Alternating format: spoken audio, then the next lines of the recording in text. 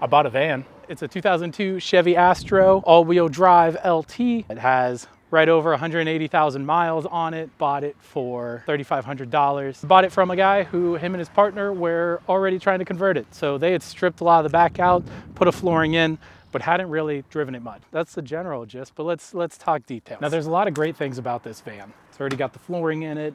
Transmission was replaced not too long ago, it seems, and a lot of the basic maintenance stuff has been kept up on. So a little bit over a month ago, I made the trek down to Cincinnati to go pick up this car.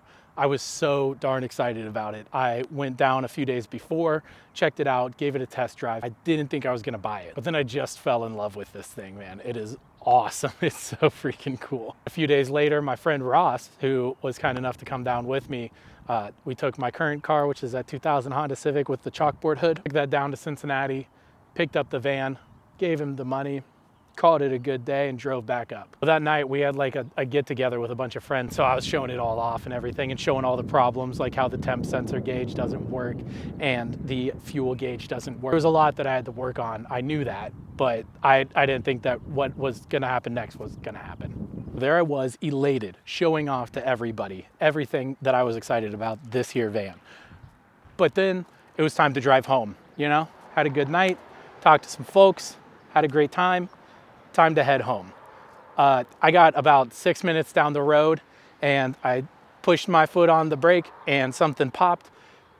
It stopped stopping.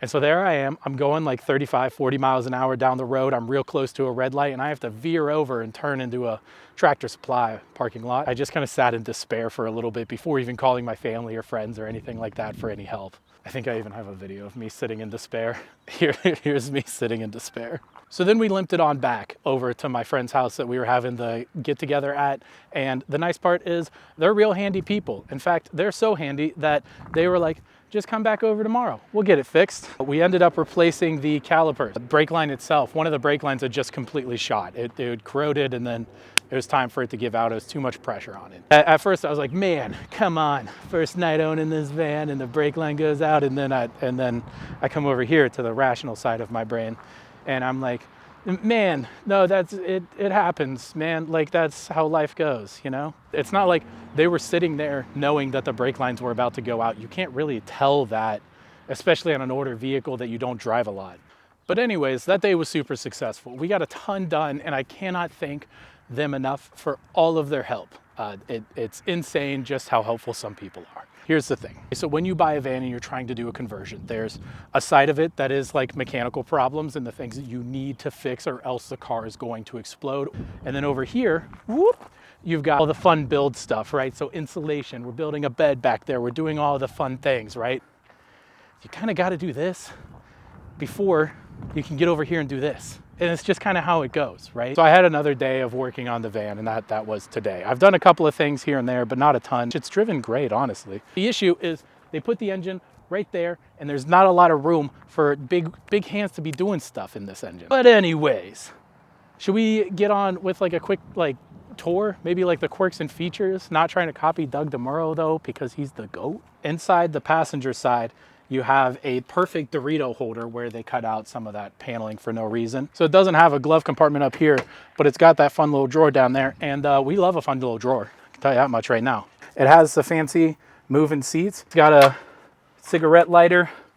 I've got a little Bluetooth guy in there. Stock radio is what we're working with here with the CD player and a DVD player. There was a hookup up here up top with a DVD player that would like fold down. The hookups are still there. But the DVD player is gone. I think the last owners got sick of it. They kind of ripped it out.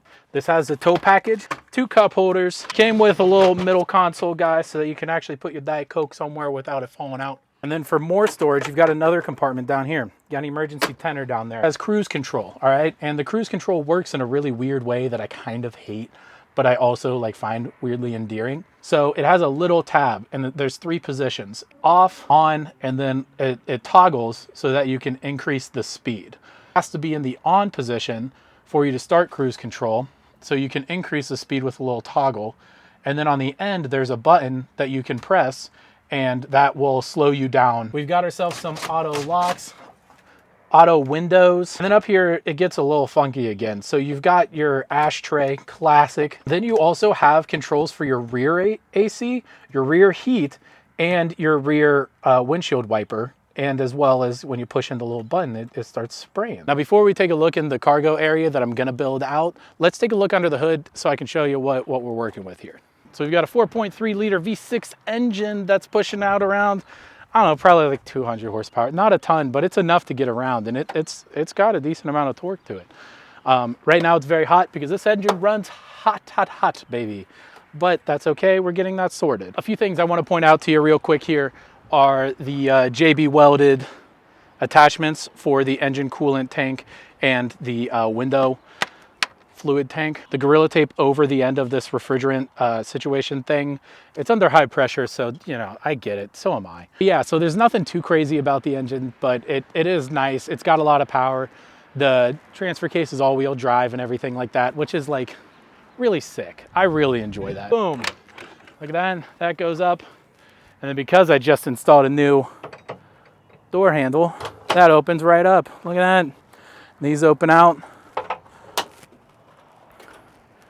And these were already stripped, which is great. Love that. I want to do a pull-out like kitchen situation almost. As we get to the back here, this is where the chaos is because I was just working on the van trailer plug-in right here. Bada bing, bada boom. I'm hauling stuff. We're hauling. I've got my radiator sitting right here in a box, and the panel for up top here. I had to take it apart again because the locking mechanism doesn't work right now. I will say this flooring tile is definitely not my style, so that's coming right out. If it's your style, that's great, happy for you, but it's just not my vibe. But I am glad they took all the work of pulling all the carpet up and everything, and it looks like there's a layer of Reflectix down there. But that's like the intro video for this van. I'll take you along some of the projects. Let me know what you want to see. And yeah, we'll talk soon. Yeah, let's chat soon. It'll be great. It's gonna be fun. It's so fun. Let's have fun. It's gonna be so fun.